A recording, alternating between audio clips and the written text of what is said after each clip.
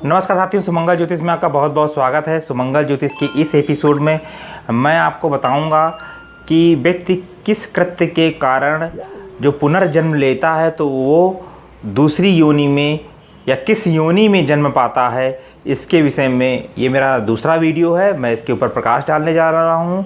आप वीडियो को लास्ट तक अवश्य सुनें।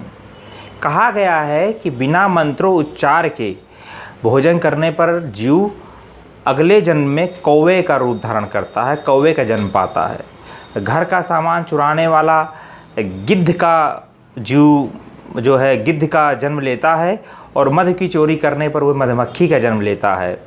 कहा गया है कि जो लोग फल की चोरी करते हैं वो गिद्ध बनते हैं। गाय की चोरी करने पर गोह नामक आपने जीव देखा होगा, वो गोह नामक जीव बनते हैं, गोह नामक जीव के रूप में जन्म लेते हैं।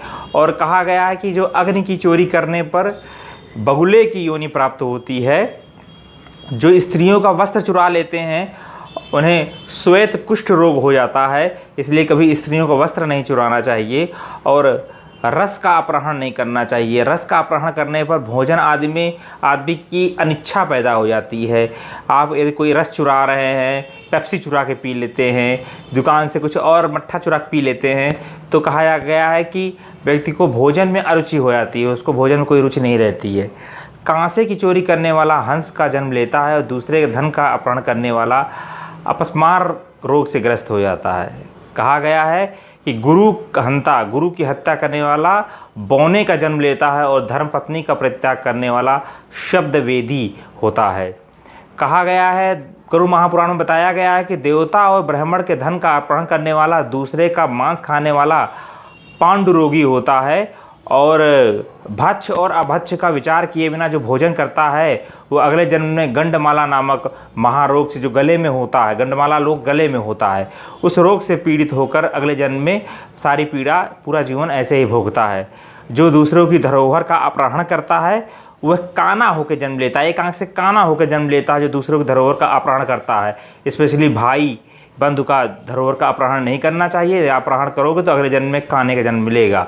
जो स्त्री केवल पर इस संसार में जीवन यापन करता है वह दूसरे जन्म में लंगड़ा होकर जन्म लेता है, उसका एक पैर खराब रहता है, ऐसा गरुड़ पुराण में बताया गया है।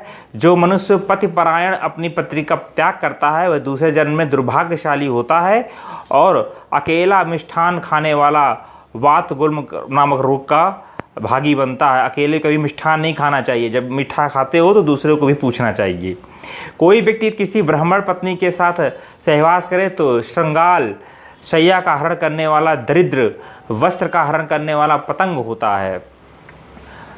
इस तरह से मैंने आपको विभिन्न जीवनों में आप जो कुकर्म करते हैं, जो आपसे गलतियां होती हैं, उससे आप अगले जन्म में कौन सा जीवन प्राप्त करेंगे, इसके विषय में आपको बताया गया है कि दीपक चुराने वाला कपाली होता है। कपाल जो क्रिया करते हैं कपाली बोलते, कपाली होता है। मित्र की हत्या करने वाला उल्लू का जन्म पाता है। इसलिए कभी मित्र की हत्या करने का विचार आए तो परस्पर विशेष ध्यान दें और विचार कर ले कि मित्र की हत्या करने जा रहे हैं तो अगले जन्म में उल्लू का जन्म होगा, रात्रिचा जानवर बनोगे। और पिता आदि श्रेष्ठ जनों की निंदा करने से प्राणी क्षय रोगी बनता है, उसे क्षय रोग हो जाता है अगले जन्म में और पूरा जीवन ऐसे ही बीत जाता है। असत्यवादी, हकला कर बोलने वाला और झूठी गवाही देने वाला जलोदर रोग से पीड़ित हो जाता है, जल रोग से पीड़ित हो जाता है।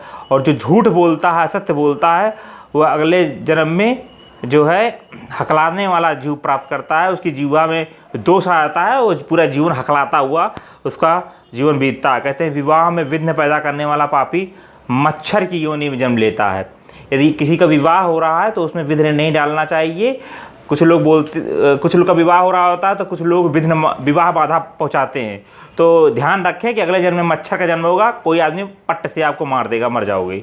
यदि कदाचित उसे पुनः मनुष्य की योनि प्राप्त भी होती है तो उसका ओंठ कटा हुआ होता है, तो ओंठ कटा हुआ आदमी देखो तो जान जाओ कि इसने पिछले जन्म में किसी के विवाह में बाधा पैदा की थी, तभी इसका ओंठ कटा हुआ है। जो मनुष्य चतुष्पथ पर मल मूत्र का त्याग करता है वह वृषल अपशूद्र होता है।